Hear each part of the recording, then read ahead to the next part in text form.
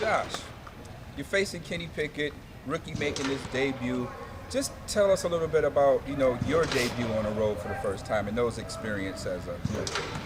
Yeah, I mean, my first road experience is Baltimore, but my first road start was, I believe it was Minnesota. But again, my first start at home against the Chargers. Still learning left from right. Trying to understand the game of football a little better and understand, what we were trying to do, what defense was trying to do to me. Again, Pittsburgh, obviously their record doesn't dictate how good of a team they are.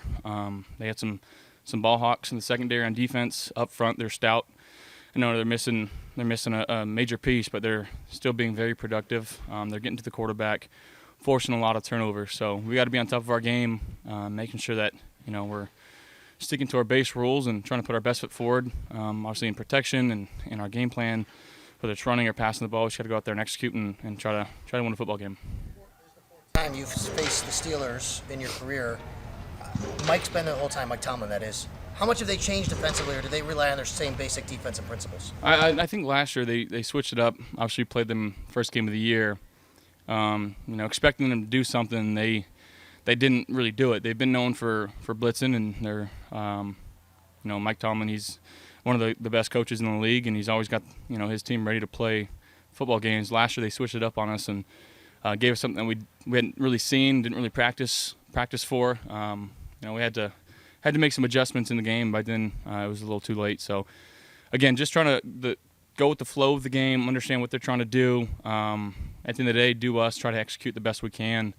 That's it's the same message every week. And but again, this is a really good football team, and we can't take them any different than we take any other team. What do you think of the catch Steph made on that drive starter in the third quarter? Yeah, that deep out. Yeah, it was an unbelievable catch. As soon as it left my hand, I got a little too wide in the pocket there and put myself in an uncomfortable situation throwing the ball. But right when it left my hands, I kind of murmured under my breath, like, dang it, like I missed him. But for him to gain the ground and stick his hands out and make that catch, given the conditions, it was unbelievable. Really, really helped us on that drive and helped us moving forward. Again, just trying to move the chain, skipping third downs. But can't really expect anything else from Steph. He is who he is, and we need him to be that guy. You guys have moved him around like last year. Outside, right outside, left slot, right slot. Just is that something? What do you think of his versatility to win? Whether he's outside the numbers, cover one, cover three, doesn't right slot, left slot. I mean, it's hard for a defense to get a fix on him. Yeah, I think it's harder to game plan. Again, when he's playing in the slot and he's playing outside, if you want to switch it up and do like a zone look and play man out of it, and now you're matching up a safety on him, or you're bringing in a guy that's usually playing on the outside, and now he's got to play both sides of the field when he's at the slot. Now he can go left or right, and just putting guys in uncomfortable situations. But again, it's more power to him that he can do that and allows us to be, different. It allows us to be multiple and show different looks and run different concepts. So it's a huge advantage for us, and we got to continue to utilize it.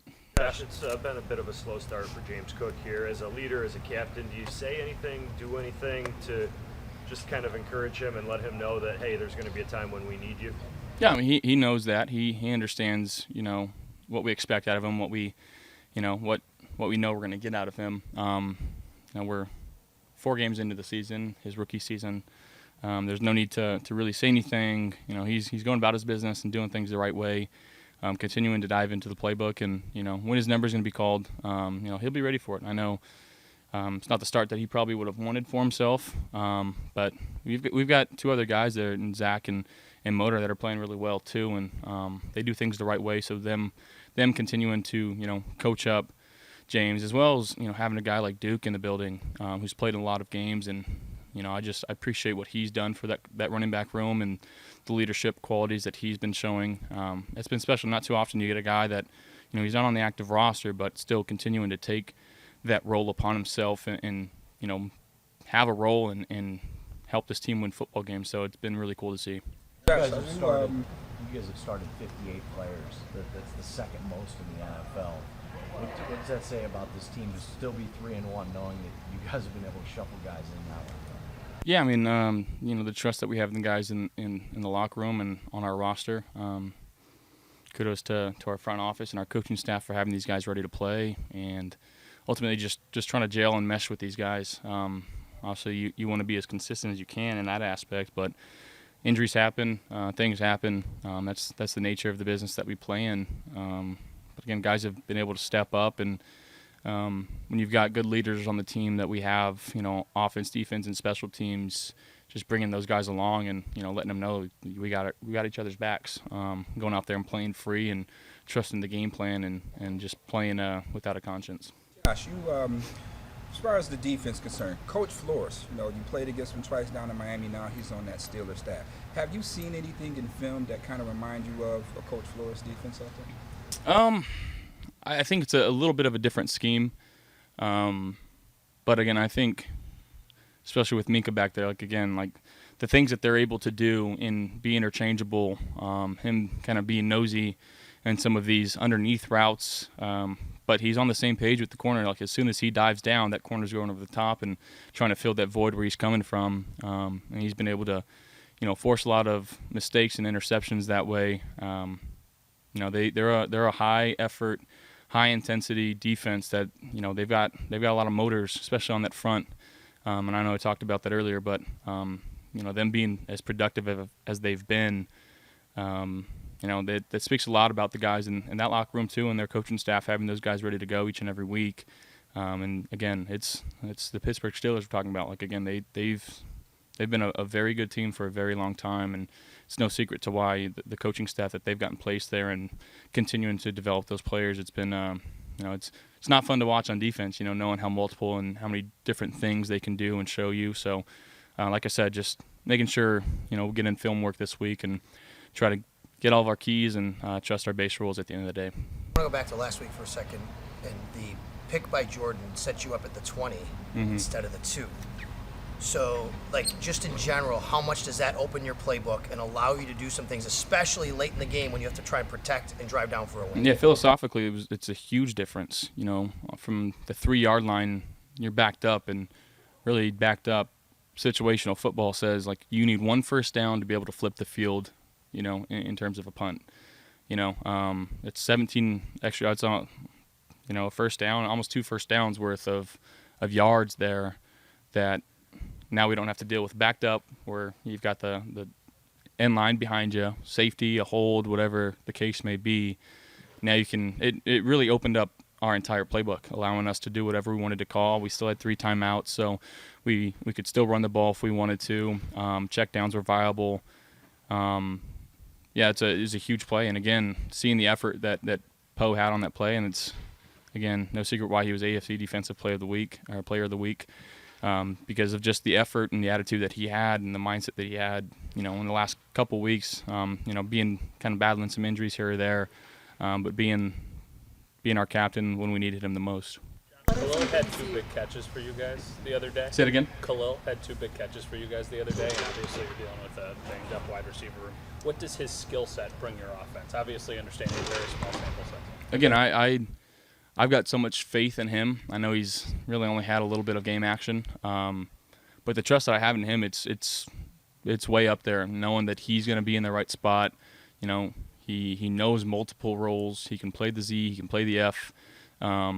He goes in there and he blocks his butt off, and he's just trying to find a way to help this team win football games. So for him to kind of show that, and even it's minor details, like when he caught that first little screen pass, if you will, just feeling pressure and having 2 hands on the ball, given the conditions, making a guy miss, but still hands on the ball, getting a first down, and keeping the drive alive. That was huge for us. And again, that last play, scrambling around, and him just trusting me and trusting the base rules and our scramble rules, and making a big catch for us there. So I got a lot of faith in him. Going to that final drive last week one more time, kind of looking back on that, how much have you guys maybe evolved to that point? I mean, Sean referred to it as high-level stuff. To be able to bleed the clock like that and kick the winning field goal as time expires. I mean, how much growth, I guess, in terms of the offense, maybe over the years and the success you've had, does that show? Yeah, I think it comes down to continuity and camaraderie with the guys in the locker room. You talk about guys that have been here for a long time and listen to what Coach McDermott has taught us about situational football. And I know everybody wants to talk about that last run Motor had of him getting tackled. Whether he got tackled or not, he was going down. Like he understood the situation we were in. We were trying to get a first down. I know the first down was at the 1 yard line, but Motor was going down. Wasn't going to try to score a touchdown. Most guys in that situation try to put their head down, go score a touchdown, and get their name in the box score. But trusting the guys that we have on the field to go execute what Coach McDermott has been preaching for so long, it was good to see. Gosh, Back I know. to Jordan Poyer and what he brings to this team as a whole. Just when you go up against him in practice, what are the small things he does to make him so effective when a game comes around? To get 4 interceptions in 3 games, what is he doing that really readies him for that? Well, I can't give away all of his secrets, but from what I see at training camp, it's special how he moves, how in sync he is to the coverage. I know we're missing the other side of that tandem with Micah, but the guys that we have filling in for that position have been moving well with him, and I think just his open line of dialogue with those guys in terms of hey, we need to be on the same page when we move. We need to be the same person when we move. If we're showing a buzz look or a too high shell, let's never make it look the same. So I think he does such a good job of switching it up and some quarterbacks key on that safety, that boundary safety, and as soon as he moves one time, they get their eye off and expect it to be a certain coverage, but he knows that, so he's doing a whole bunch of different stuff. He's awesome. We love him. And again, just the mindset, the intensity that he brings to that defense. He's a special player. Gosh, now one of my colleagues asked you this in training camp. First quarter of the season, you guys are 3-1. You face some adverse moments. You battle. What do you think would be, in your eyes, the identity of this team? I think the character that we've shown the last couple weeks. I think that speaks a lot about the guys that we have in this locker room.